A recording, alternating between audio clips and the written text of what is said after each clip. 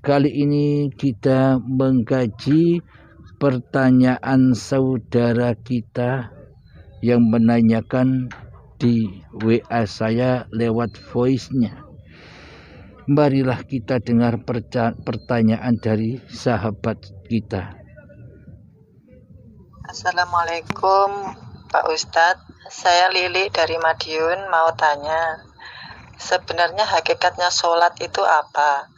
Dan yang kedua, sebenarnya apa makna dari bidadari yang selalu identik dengan seorang wanita yang cantik, yang berada di surga dan yang diperuntukkan untuk seorang lelaki yang mentaati perintah Allah? Atas semua penjelasannya saya ucapkan terima kasih. Wassalamualaikum warahmatullahi wabarakatuh. Waalaikumsalam warahmatullahi wabarakatuh. Alhamdulillahirabbil alamin. Pertanyaannya yang pertama, apakah hakikat sholat itu? Pertanyaan yang kedua, apa yang dimaknai dengan bidadari yang hanya diperuntukkan bagi orang-orang yang beriman kepada Allah? Jika kita kaji secara syariatnya, sholat itu ya sholat seperti sholat 5 waktu yang kita kerjakan selama ini. Sholat 5 waktu, sholat duha, sholat tahajud, sholat rawatib, sholat tasbih, sholat jenazah. Jadi sholat-sholat yang kita ketahui selama ini ya sholat-sholatnya badan, pergerakan badan, af'alnya badan, sesuai yang dituntunkan dan yang diajarkan oleh Kanjeng Nabi Muhammad sallallahu alaihi wasallam.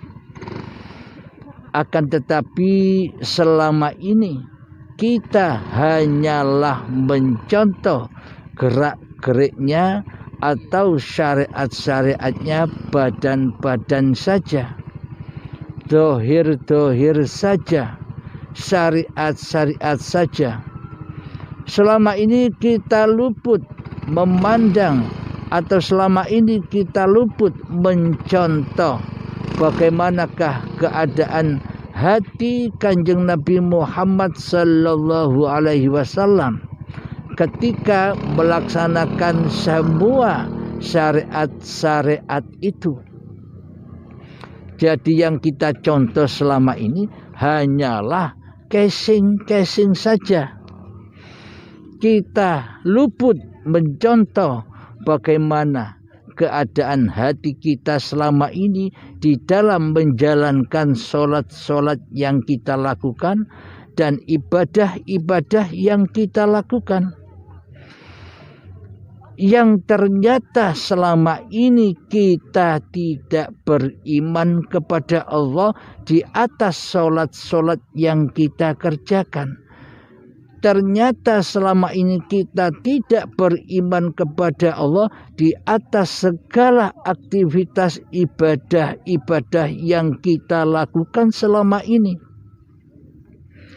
Buktinya, di dalam hati kita tidak mencontoh keadaan seperti keadaan hati para nabi dan Kanjeng Nabi Muhammad sallallahu alaihi wasallam.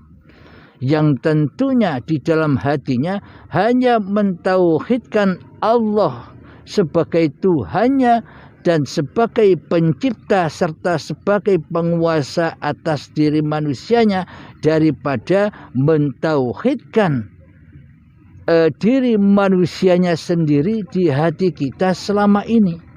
Kita tidak bertuhan, kita tidak menuhankan Allah sebagai Tuhan, malah diri kitalah yang seolah-olah menjadi Tuhan di dalam atau di atas seluruh solat-solat kita, dan di seluruh ibadah-ibadah yang kita lakukan seolah-olah kitalah sebagai Tuhannya yang berkuasa atas seluruh sholat-sholat yang kita kerjakan dan yang berkuasa atas seluruh ibadah-ibadah yang kita lakukan, serta seolah-olah kitalah yang berkuasa atas kehidupan ini. Inilah bedanya antara keadaan hati para nabi dan para rasul, serta perbedaannya dengan hati kita, yang mana selama ini hati kita ini seolah-olah seperti Fir'aun, yang mana yang jadi Tuhan di dalam hati kita selama ini la ilaha illa ana. Seolah-olah di dalam hati kita tiada Tuhan selain aku sendiri.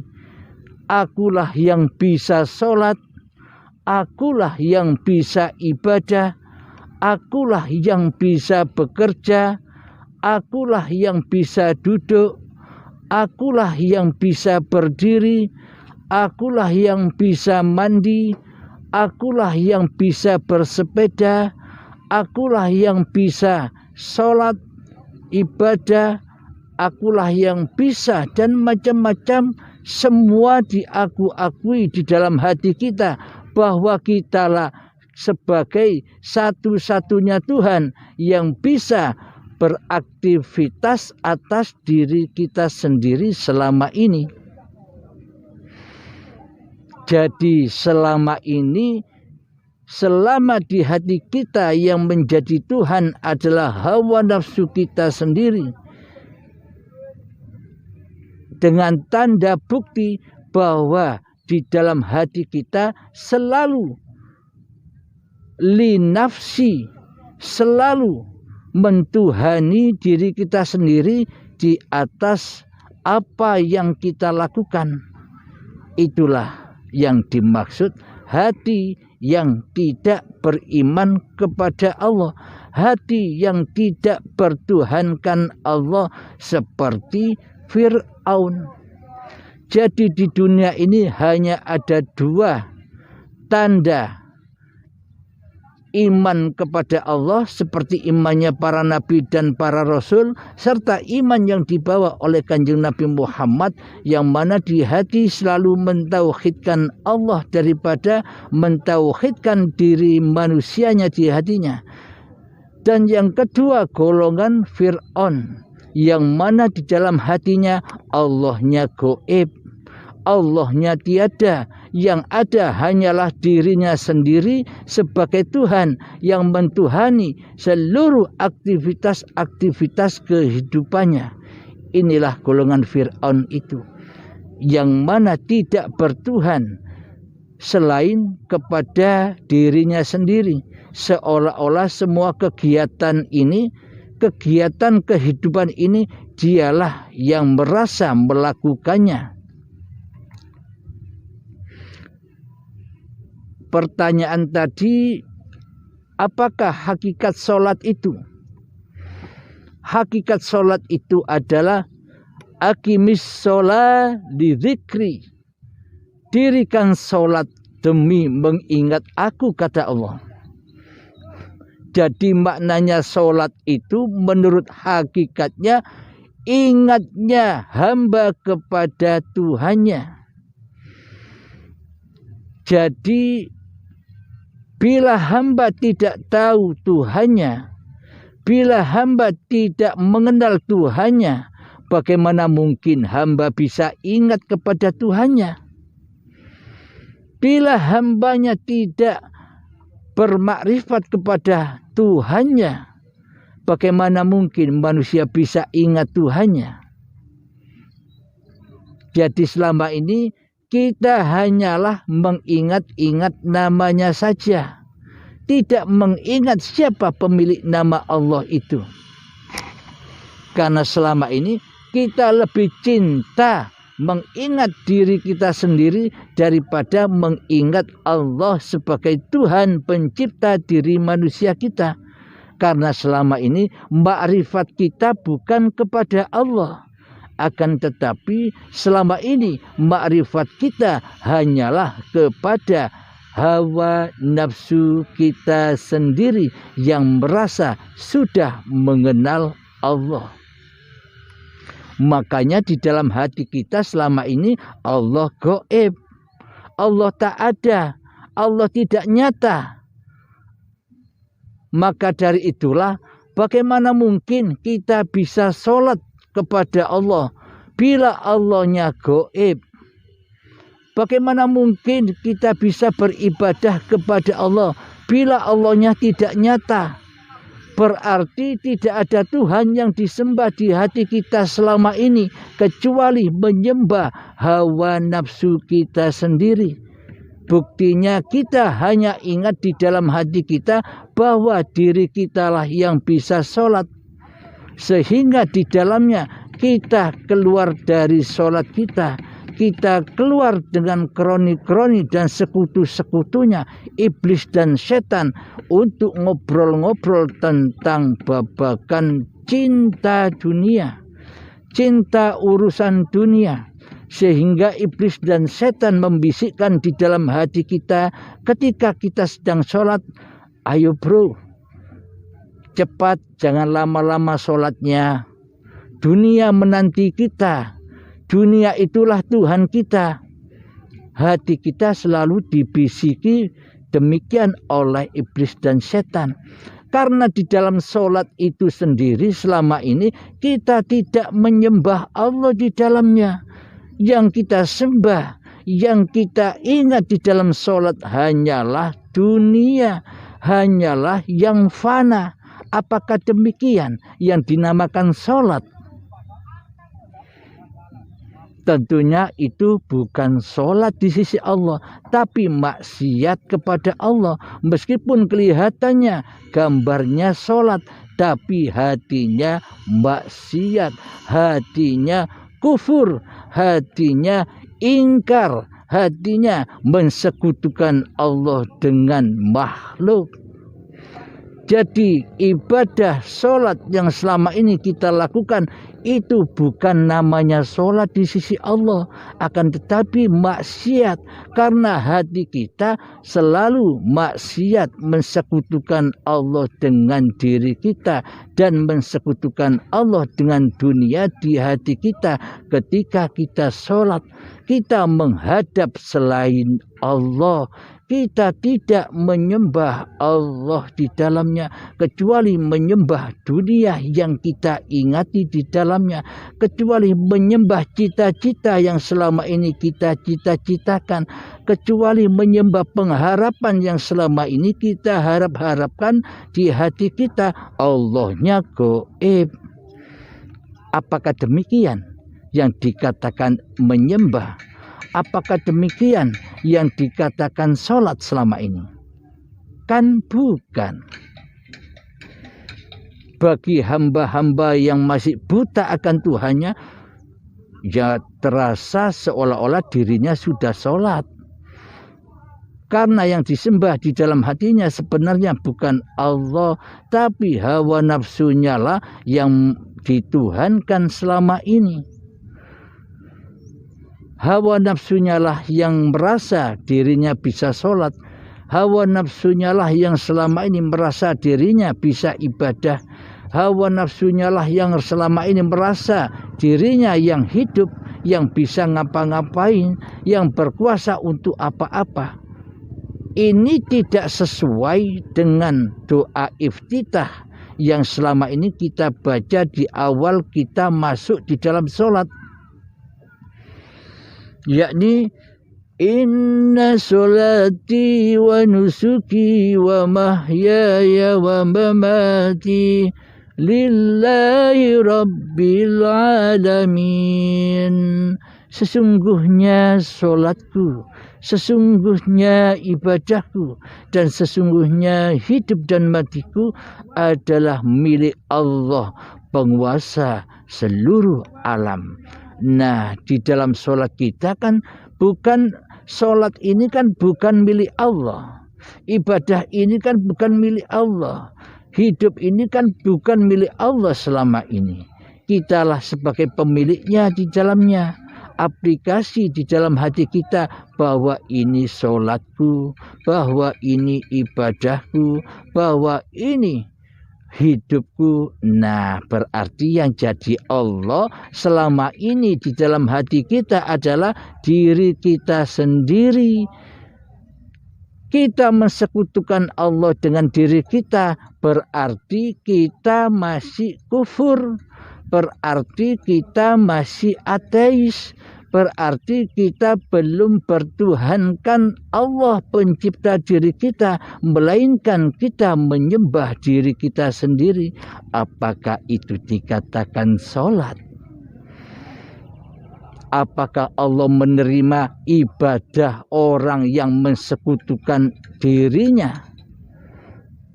Bagaimana mungkin kita berharap pahala kepada Allah, sedangkan Allah selama ini tidak kita sembah?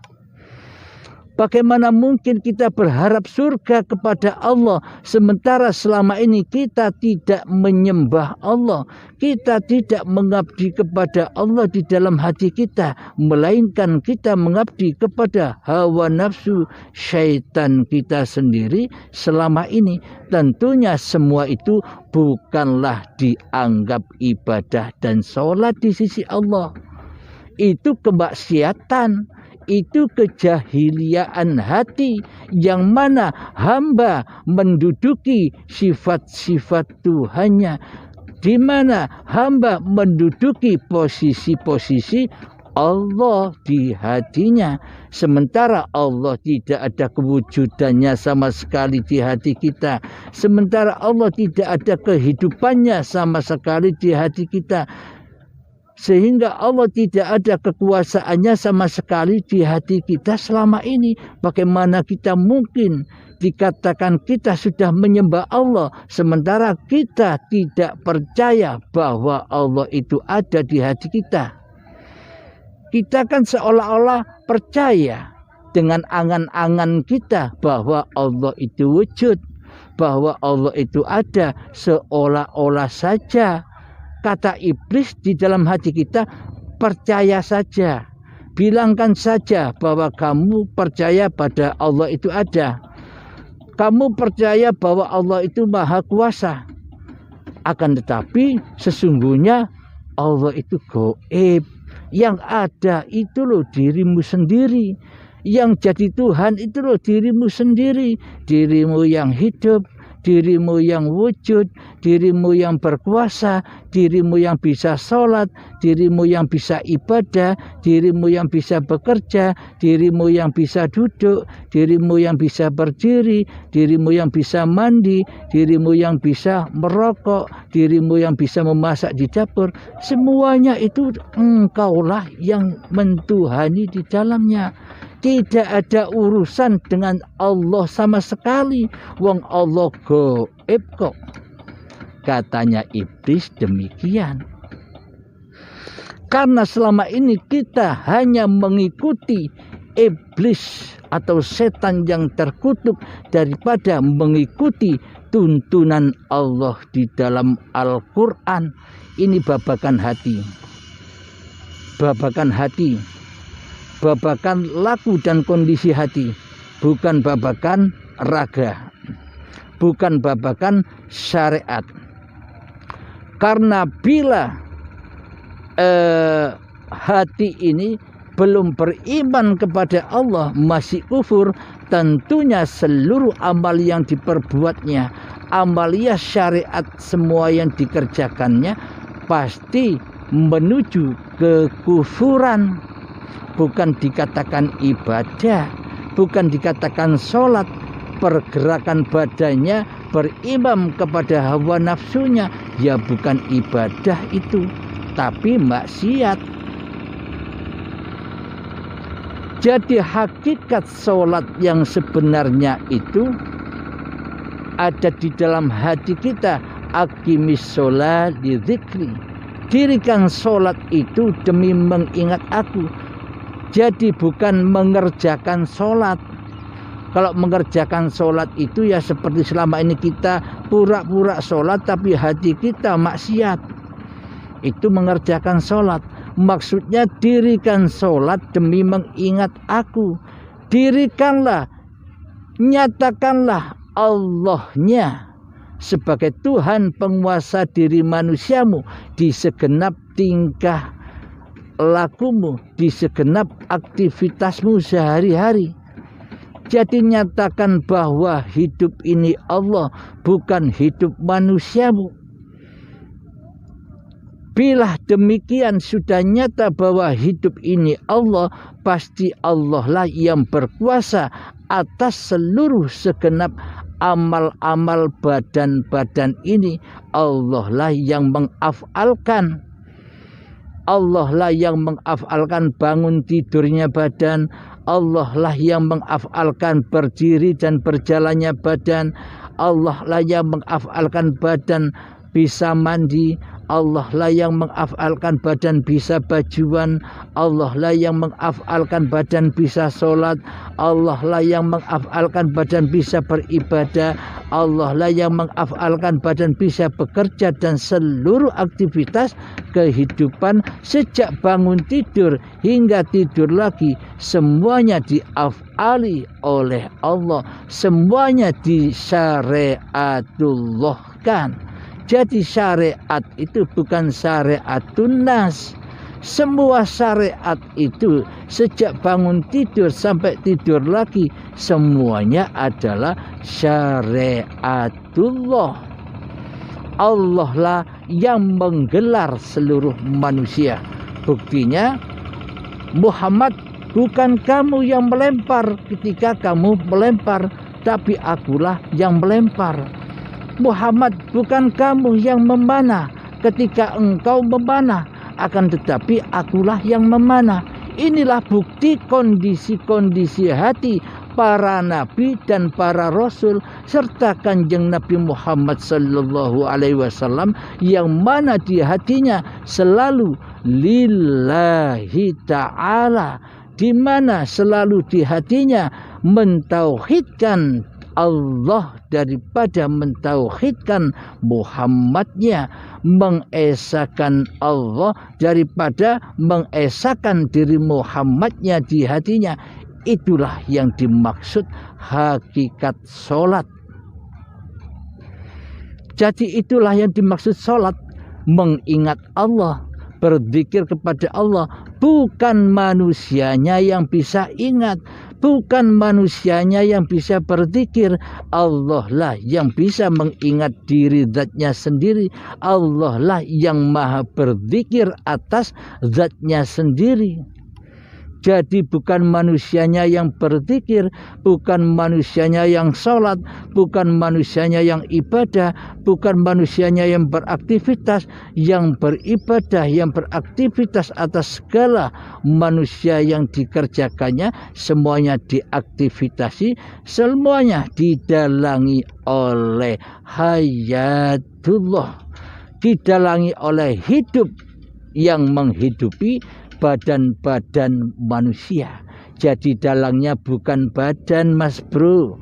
Jadi dalangnya segala alam semesta ini adalah hidup. Tanpa hidup kita tak akan bisa menyaksikan kewujudan alam semesta ini. Dengan hiduplah maka terwujudlah alam semesta ini. Bila kita tidak hidup, apakah wujud semua alam semesta ini? Jadi dengan kewujudan Allah lah maka wujudlah alam semesta ini. Inilah yang dimaksud sholat itu. Hakikat sholat itu kembalinya hati hamba kepada Tuhannya, kembalinya tauhid hamba kepada tauhid Tuhannya. Inilah hakikat sholat. Jadi meskipun kita mengerjakan sholat secara syariatnya, hati pun juga demikian, mentauhidkan bahwa Allah lah yang mengafalkan di dalamnya. Itu yang dimaknai sholat, hakikat sholat itu. Jadi pada intinya terletak dalam kondisi hati. bila hati sudah nyata kewujudan Tuhannya, bila hati sudah mentauhidkan Allah daripada hawa nafsunya, itulah yang dimaknai hakikat sholat itu. Jadi dimanapun dan keadaan apapun kita aplikasikan. Syaratnya kita masuk Islam dulu, syaratnya kita mengenal Allah dulu, syaratnya kita harus bermakrifat kepada Allah, baru bisa berzikir, baru bisa sholat, baru bisa ibadah. Bila kita tidak mengenal Allah, bila kita tidak tahu Allah, bila kita tidak bermakrifat kepada Allah, bagaimana mungkin kita bisa sholat? Bagaimana mungkin kita bisa beribadah? Semua itu kan hanya bohong-bohongane hawa nafsunya sendiri, agar dikatakan manusia lain sudah bertuhan, padahal di hatinya masih ateis, padahal di hatinya masih kufur, padahal di hatinya masih mensekutukan Allah dengan dirinya. Alhamdulillahirrabbilalamin. Inilah hakikat solat. Hakikat solat itu aqimis sholah lidzikri. Dirikan solat demi mengingat aku. Maksudnya dirikanlah apa yang diafalkan oleh Allah sejak bangun tidur sampai tidur lagi. Apapun berdirinya badan, berafal apapun, maka selalulah ingat di dalam hati kita bahwa Allah lah yang berafal, bahwa Allah lah yang menggerakkan. Alhamdulillahirrabbilalamin. Semoga paparan tentang hakikat solat ini bisa kita pahami, termasuk diri saya sendiri dan umumnya untuk kita semua, terkhusus bagi para bagi yang bertanya, semoga bisa dipahami apa hakikat solat itu. Untuk pertanyaan kedua, apa makna bidadari di dalam surga bagi orang-orang yang beriman? Itu pertanyaan kedua, nanti kita kaji lagi di episode yang akan datang. Alhamdulillahirrabbilalamin. Allahumma salli ala Sayyidina Muhammad wa ala ali Sayyidina Muhammad. Rabbana atina fid dunya hasanah wa fil akhirati hasanah wa qina adzabannar. Rabbana atina fid dunya hasanah wa fil akhirati hasanah wa qina adzabannar. Rabbana atina fid dunya hasanah wa fil akhirati hasanah wa qina adzabannar. Wa sallallahu ala sayyidina Muhammad wa ala alihi wa sahbihi wasallam walhamdulillahi rabbil alamin. Assalamualaikum warahmatullahi wabarakatuh.